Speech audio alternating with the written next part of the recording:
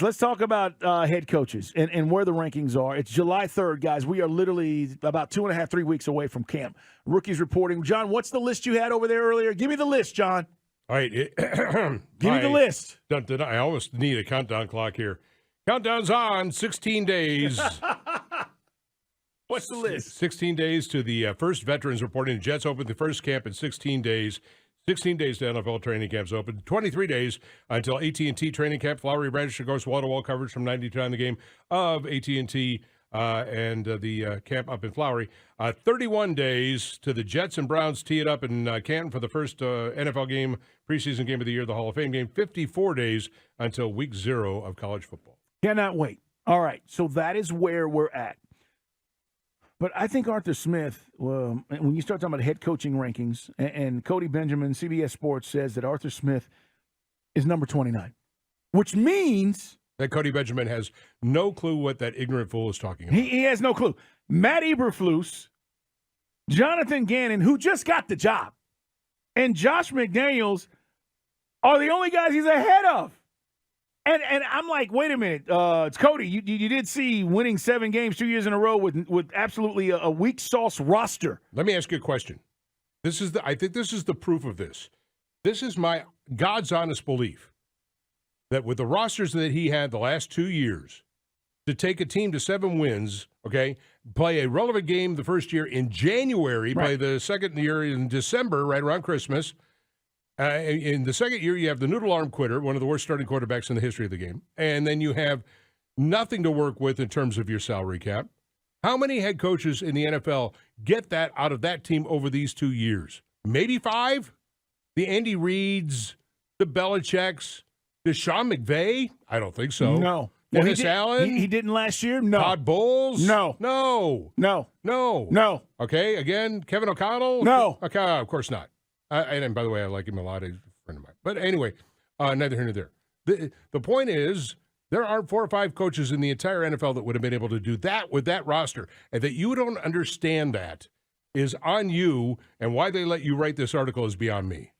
Because that is just ignorance on display. You want to say, okay, the only reason I put him 16 is because he hasn't had that breakthrough yet. But honestly, Arthur Smith should be much higher on this list. That's where you put him, in the middle of the pack. Middle of the pack. Absolutely right.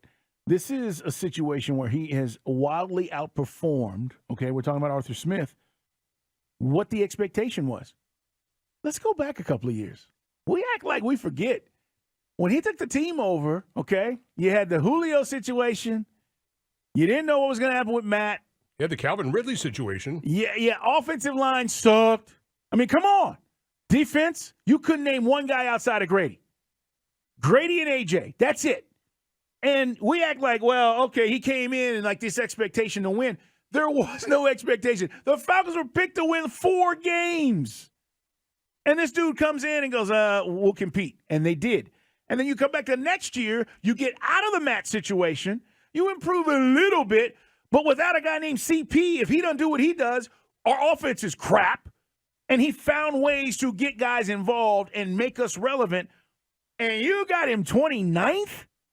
On this list, in front of Eberflus, who's proven nothing, Jonathan Gannon, who just got the job, and Josh McDaniels, I don't know if he knows what he's doing or not with the Raiders. I have no idea. Yeah, no, this list is just simply wrong. The author, Cody Benjamin, is simply flat wrong.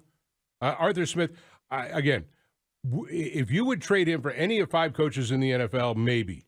But, I mean, look at the division. Are you trading him for Frank Reich? Are you trading him for Dennis Allen? Are you trading him for Todd Bowles? The answer is no, no, and no. No way. I like, by the way, I happen to like Frank Reich as a head coach. I think he's fine, but I think Arthur Smith is better. Well, here's the interesting thing. We're going to get a chance to find out. And this may come down to, John, unfortunately, whose quarterback is going to be better over the course of the next 4 to 5 years. That's what's going to be interesting about this. I think Art is a great play caller. He's one of the best I've seen. We've talked about strategy and balance and all this stuff. And ultimately, he just gets it when the flow of the game, in the flow of a game, and how to call plays. The problem is the talent hasn't been there. So now you've added all these. You got guys. You got Drake. You got Pitts. You got Bijan.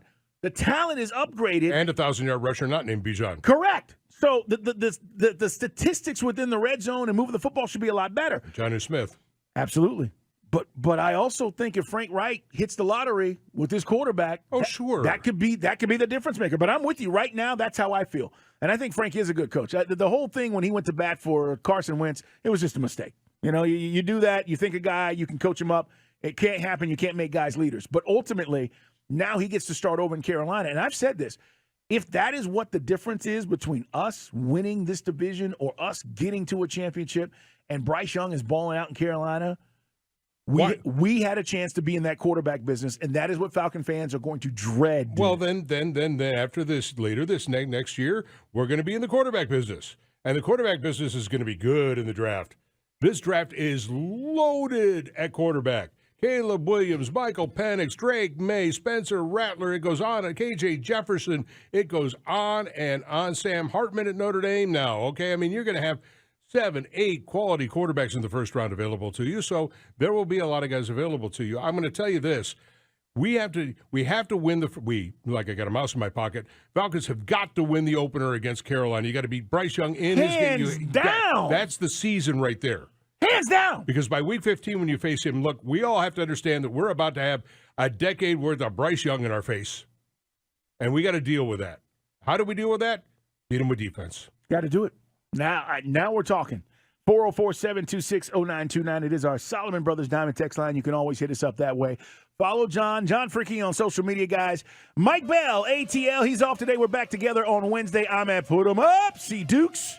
Follow this radio show at Dukes and Bell 929. Thanks to Whispers being here today. We call him Whispers because he talks very softly. Jason runs our cameras, and we are live on Twitch. We are live on YouTube. Twitch is ATL 929 The Game. YouTube 929 The Game. You want to see John Fricke's face, you can do that.